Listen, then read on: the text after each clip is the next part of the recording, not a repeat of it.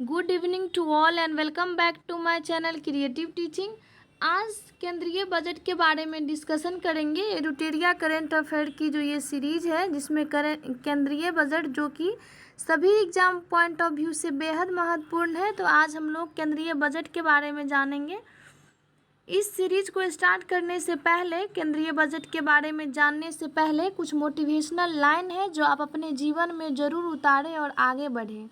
कहते हैं कि हर काली अंधियारी रात के बाद एक सुबह खूबसूरत सा सवेरा होता है, और ऐसे ही आपके जीवन में, हमारे जीवन में जो ये अंधियारी वाली रात है वो एक दिन छटेगा और प्रकाशमय सुबह ज़रूर आएगा। तो इसी पॉजिटिविटी के साथ आप अपने सपने को पाने के लिए दिन रात मेहनत कीजिए, एक ना एक दिन सफलता अवश्य मिलेगी।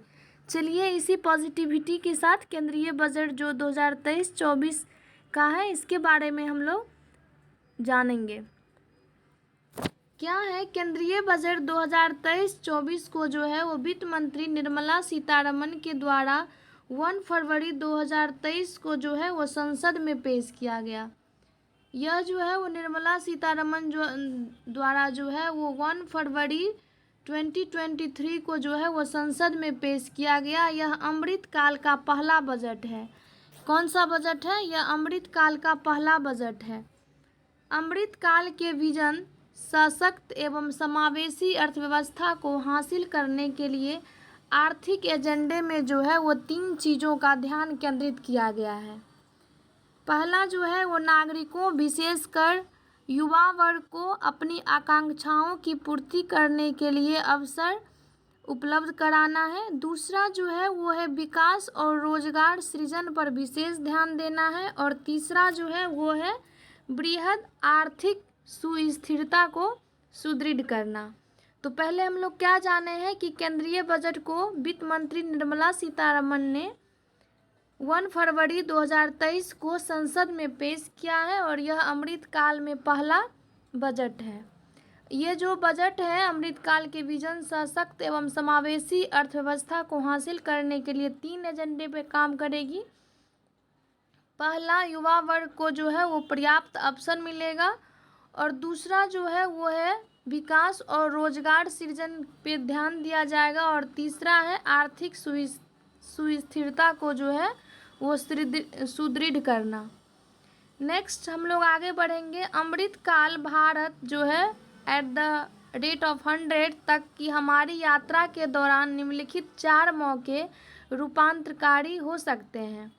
पहला है महिलाओं का आर्थिक सशक्तिकरण। इसमें जो है वो महिलाओं का आर्थिक सशक्तिकरण पे फोकस किया गया है। दीनदयाल अंत्योदय योजना, कौन सी योजना है? दीनदयाल अंत्योदय योजना राष्ट्रीय विज्ञान आजीविका मिशन के तहत 81 लाख स्वयं सहायता समूहों को बड़े उत्पादन उद्यमों में परिवर्तित करना। नेक्स्ट है पीएम विश्वकर्मा कौशल सम्मान। क्या है? पीएम विश्वकर्मा कौशल सम्मान। यह जो है वो पीएम विकास है, पारंपरिक कारीगरों और शिल्पकारों को वित्तीय सहायता, कौशल प्रशिक्षण और जानकारी देना। नेक्स्ट देखेंगे पर्यटन में अपार संभावनाओं का उपयोग करना। नेक्स्ट है हरित विकास, जो कि विविध क्षेत्रों में ऊर्जा के कौशल उपयोग और हरित रोजगार सुनिश्चित करेगा। केंद्रीय बजट 2023-24 के अनुसार चालू वित्त वर्ष में भारत की आर्थिक विकास दर जो है वो 7% रहने का अनुमान है। कितने रहने का अनुमान है? 7%। 7% जो है वो आर्थिक विकास दर रहने वाला है। तो चलिए एक बार हम लोग रिकॉल कर लेते हैं। यह जो है ये 4 मौके रूपांतरकारी हो सकते हैं। महिलाओं का सशक्तिकरण, पीएम विश्वकर्मा कौशल सम्मान, पर्यटन, हरित विकास, और विकास दर जो है वो 7% रहने का अनुमान है। नेक्स्ट देखेंगे कि कुल जो है वो 45.03 लाख करोड़ मीन्स 45,03,097 करोड़ का बजट पारित किया गया है। कुल प्राप्तियां होने का जो अनुमान है वो 45,03,097 करोड़ है, जिसमें जो है वो राजस्व प्राप्तियां हैं 26,32,281, जिसे रेवेन्यू रिसिप्ट कहते हैं, और एक होता है कैपिटल रिसिप्ट, जिसे हम लोग पूंजीगत प्राप्ति कहते हैं। तो पूरा जो बजट का कुल बजट कितना है, तो ये 45,03,097 करोड़, जिसमें जो है वो राजस्व प्राप्तियां हैं 26,32,281 और पूंजीगत है 18,70,816। नेक्स्ट देखेंगे कुल खर्च होने का जो अनुमान है, वो है 45,03,097 करोड़ में कौन सा खर्च होगा। राजस्व खर्च है। राजस्व खर्च में जो है वो 35,02,116 करोड़ है। 35,02,116 करोड़ जो है वो राजस्व खर्च है। और पूंजीगत खर्च जो है वो 10,09,61 करोड़ है।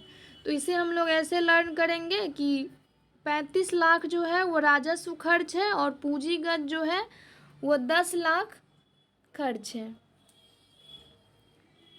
नेक्स्ट देखेंगे विभिन्न घाटा, जिसमें राजकीय घाटा, राजकोषीय घाटा, राजस्व घाटा, प्रभावी राजस्व घाटा और प्राथमिक घाटा के बारे में। ये जो चार्ट है ये एग्ज़ाम पॉइंट ऑफ व्यू से बेहद महत्वपूर्ण है, और आप किसी भी एग्ज़ाम की तैयारी करते हैं तो बजट ज़रूर करके जाइए। यहाँ से 4 to 5 मार्क्स के क्वेश्चन ज़रूर पूछे जाते हैं। तो चलिए देखते हैं। राजकोषीय घाटा जो है वो जीडीपी का 5.9% है। कितना है? जीडीपी का 5.9% है। और हम लोग यहाँ पे रुपीज़ की बात करेंगे तो 17,88,816 करोड़ है।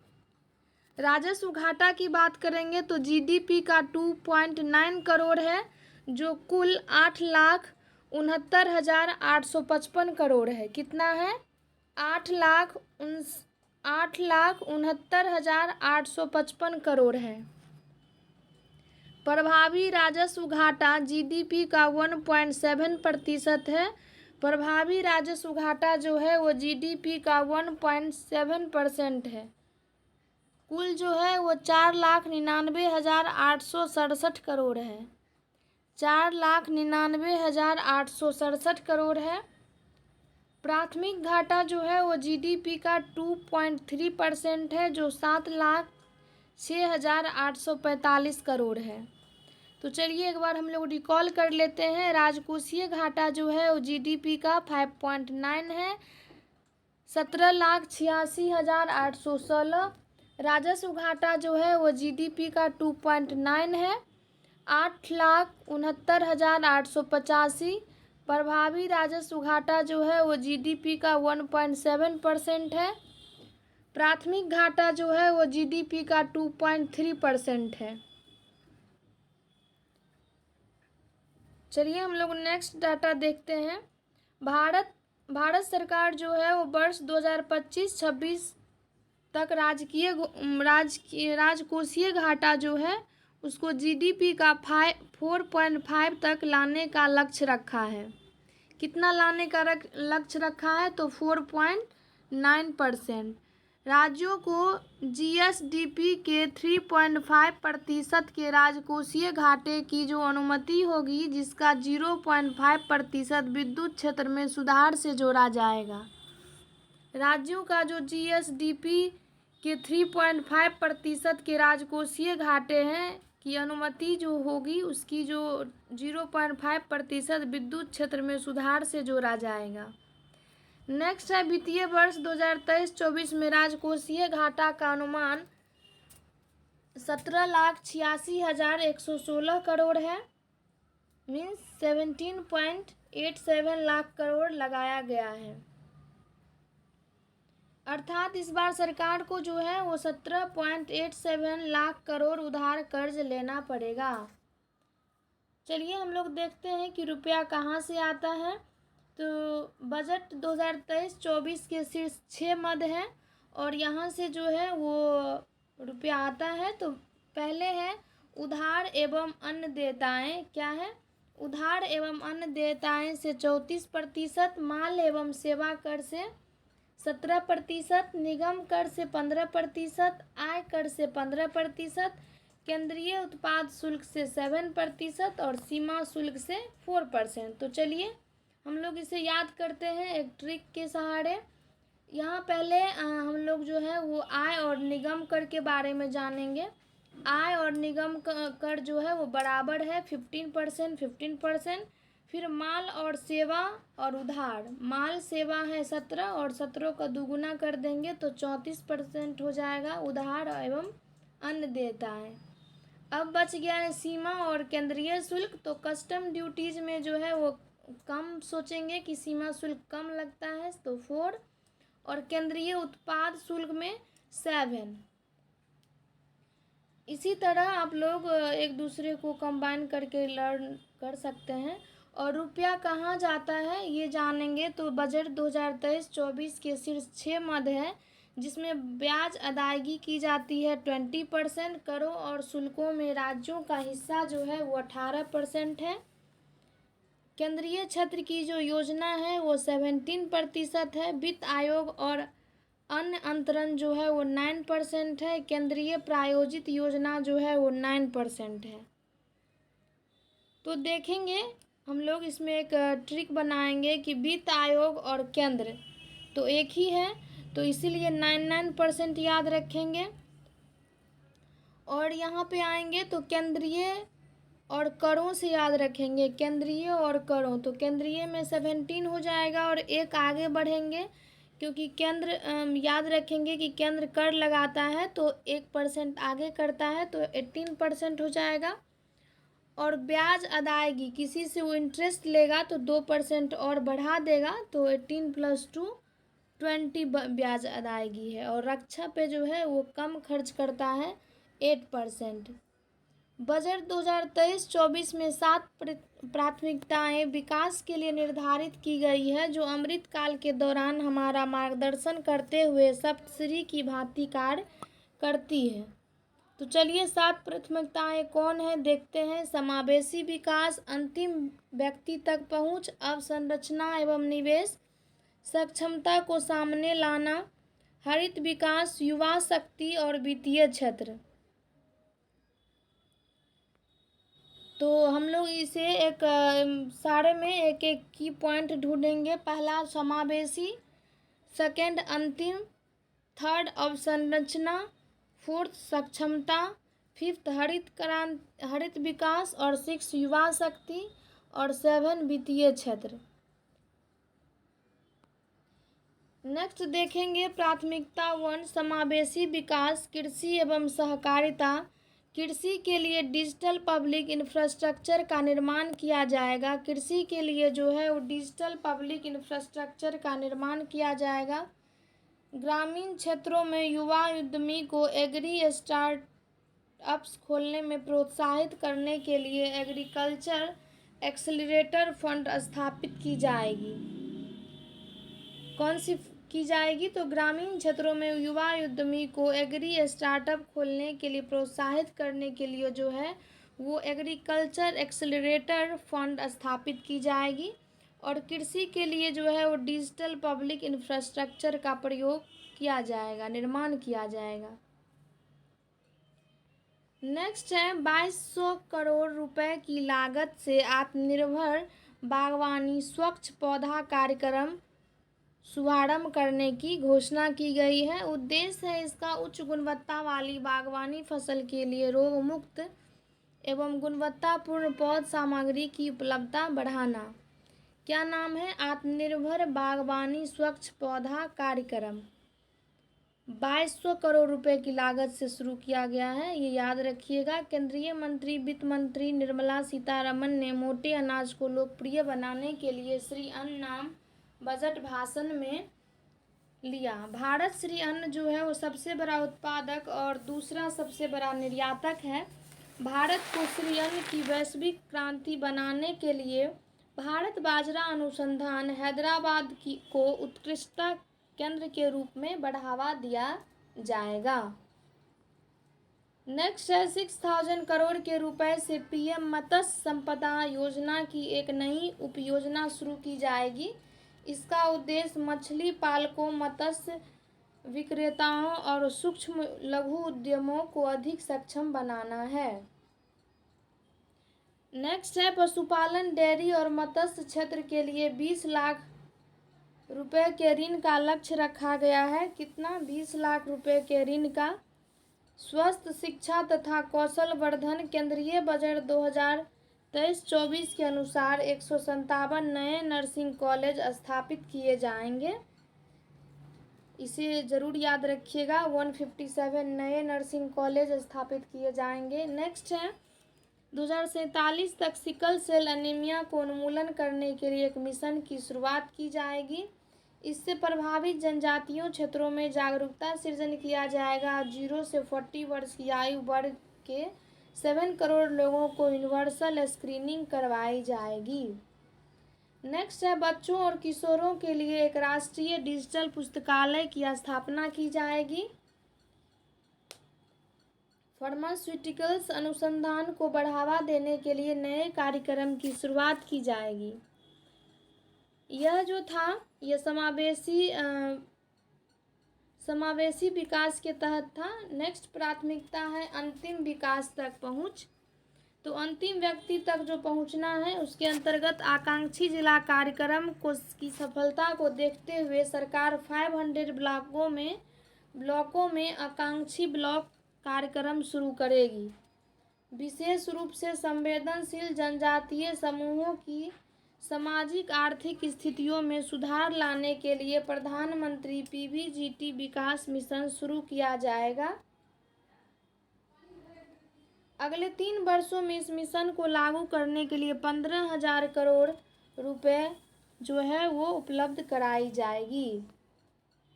नेक्स्ट है अगले 3 वर्षों में केंद्र जो है वो 3.5 लाख जनजातीय छात्रों के लिए चलाए जा रहे हैं 740 एकलव्य मॉडल आवासीय स्कूल में 38,800 अध्यापक और सहायक कर्मचारियों की नियुक्ति की जाएगी।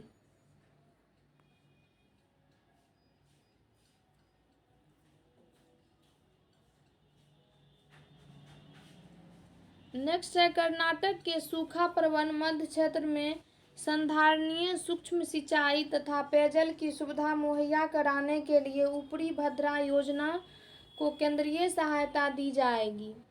नेक्स्ट है पीएम आवास योजना के लिए परिव्यय में 66% वृद्धि कर 79,000 करोड़ रुपए से अधिक किया गया है। पीएम आवास योजना के लिए जो है वो 66% जो है वो बढ़ाकर 79,000 करोड़ कर दिया गया है।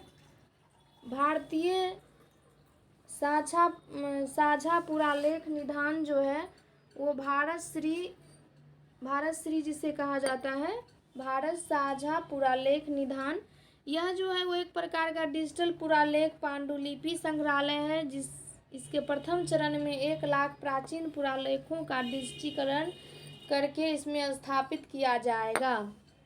जेल में बंद निर्धन व्यक्तियों जो जमानत राशि व्यवस्था करने में असमर्थ है उन्हें वित्तीय सहायता प्रदान करने के लिए घोषणा इस बजट में की थी। नेक्स्ट है अवसंरचना और निवेश। अवसंरचना निवेश में तेजी लाने के लिए 1.3 लाख करोड़ रुपए बढ़े परिव्ययों के साथ है। राज्यों के लिए 50 वर्षीय ब्याज मुक्त ऋण को 1 वर्ष जारी करने का निर्णय लिया गया।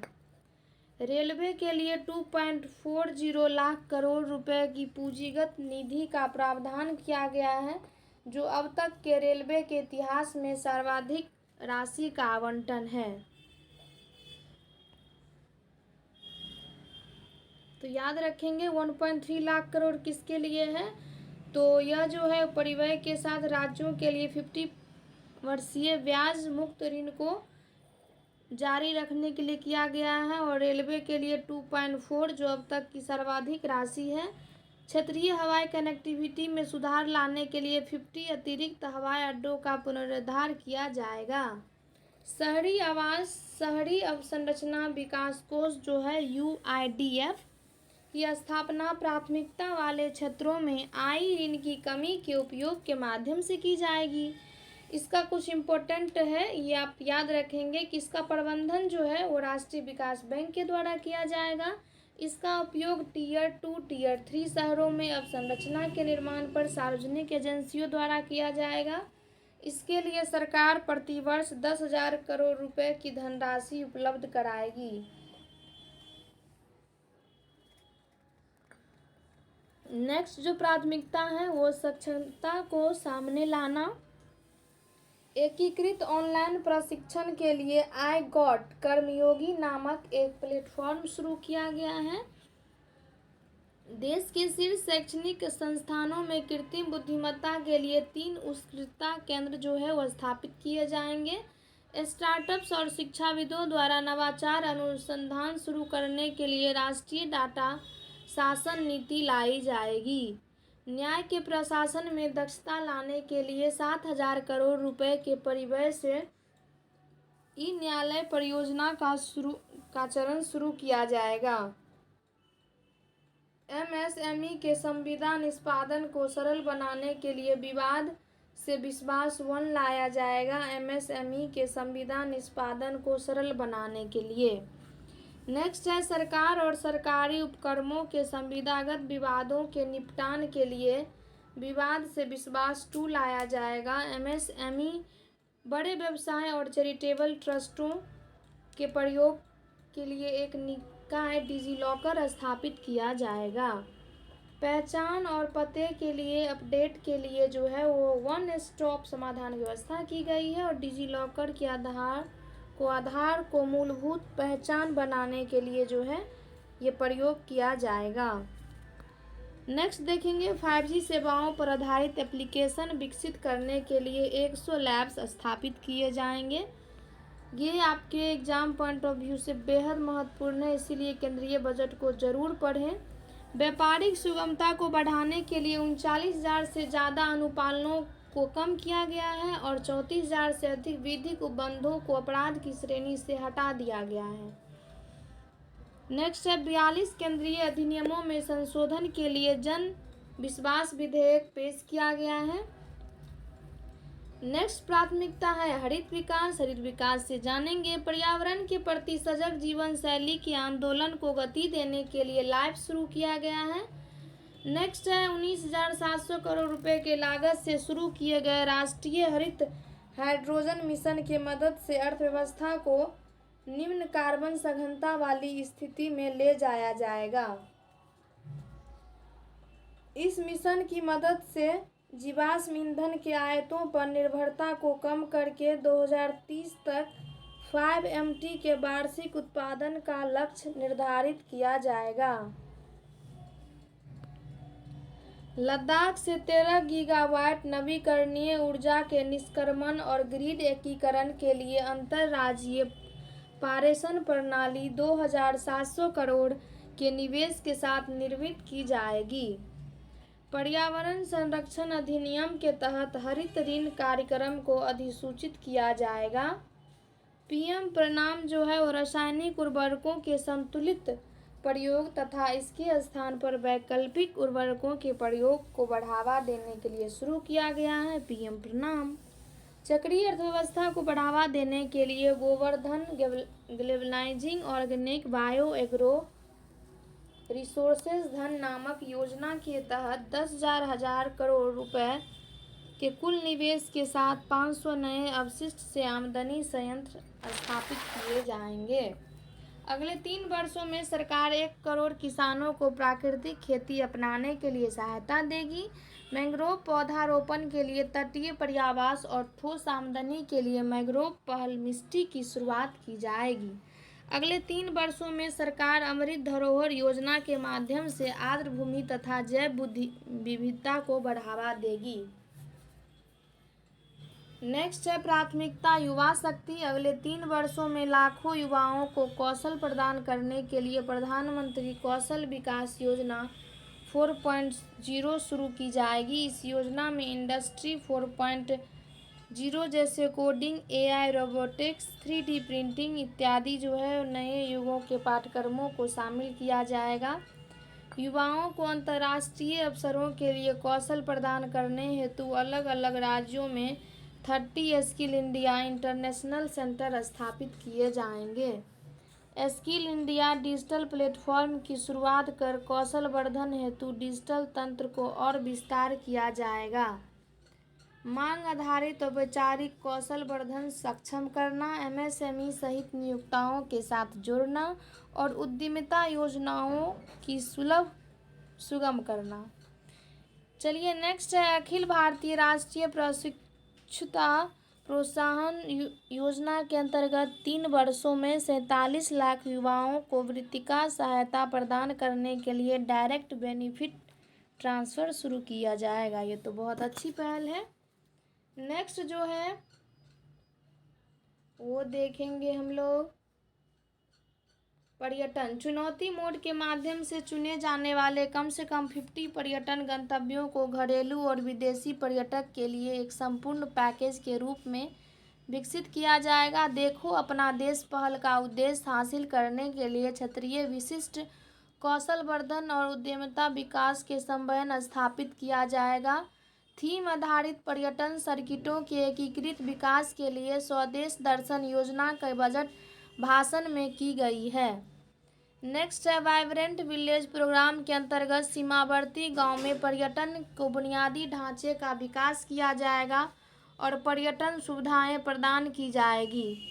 राज्यों के उनके समय के एक जिला एक उत्पाद जीआई उत्पाद और अन्य हस्तशिल्प उत्पादों को बढ़ावा देने के लिए उनकी बिक्री करने के लिए अपने राजधानियों में से सबसे प्रमुख पर्यटन केंद्र एक यूनिटी मॉल स्थापित किया जाएगा।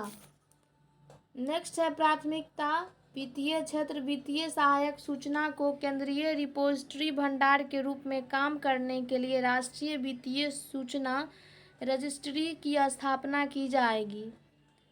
इससे ऋण का कुशल प्रवाह संभव होगा, वित्तीय समावेशन को बढ़ावा मिलेगा और वित्तीय स्थिरता बढ़ेगी। डिजिटल निरंतरता समाधान ढूंढने वाले देशों के लिए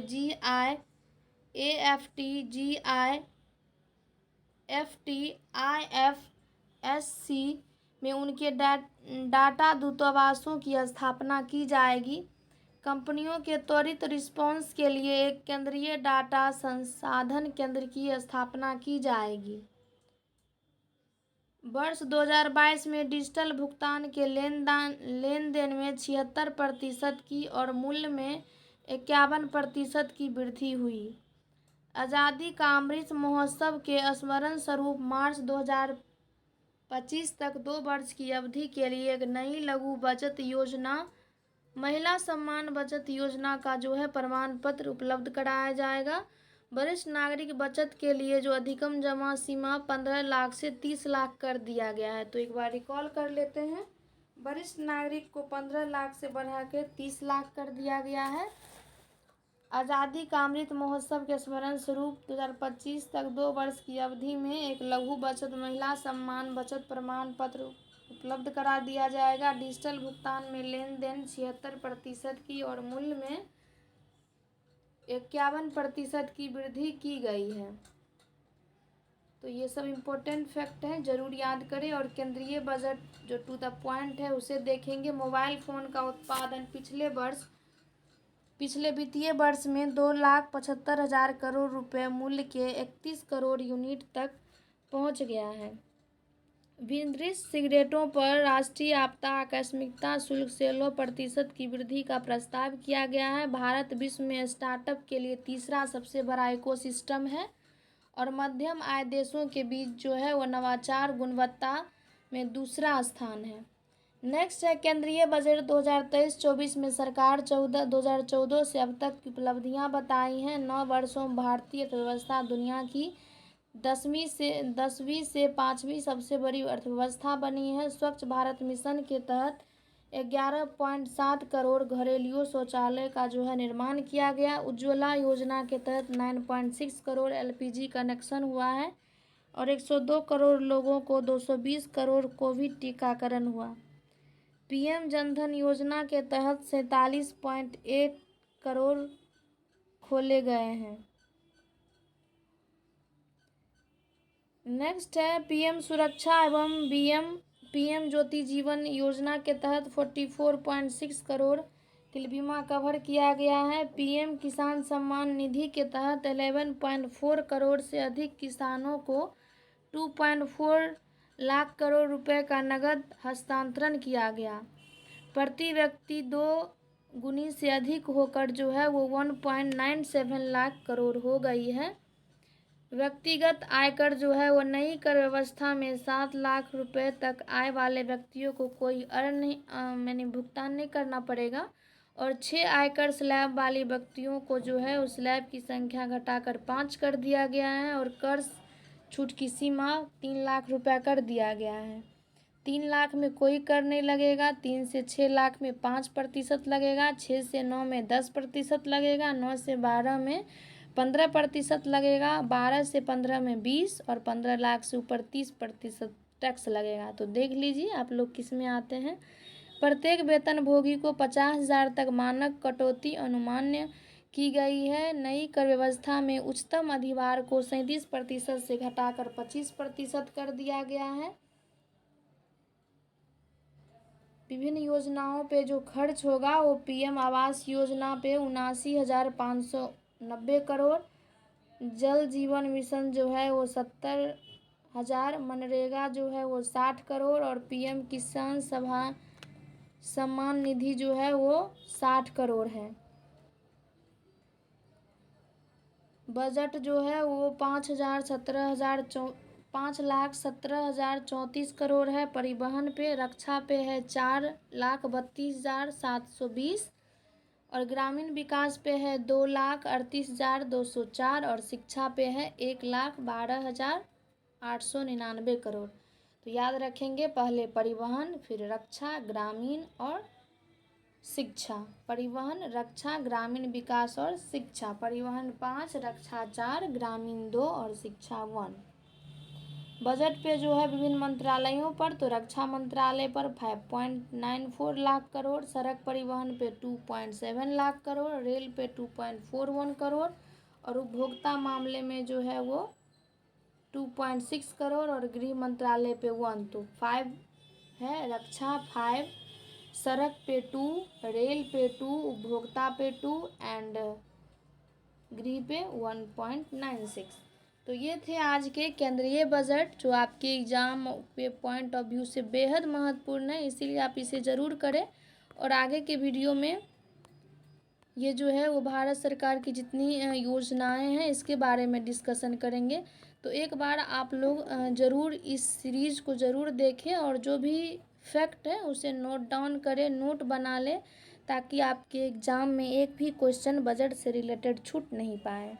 अगर आपको ये वीडियो अच्छा लगता है तो आप इस चैनल को लाइक, शेयर एंड सब्सक्राइब ज़रूर करें। Thank you.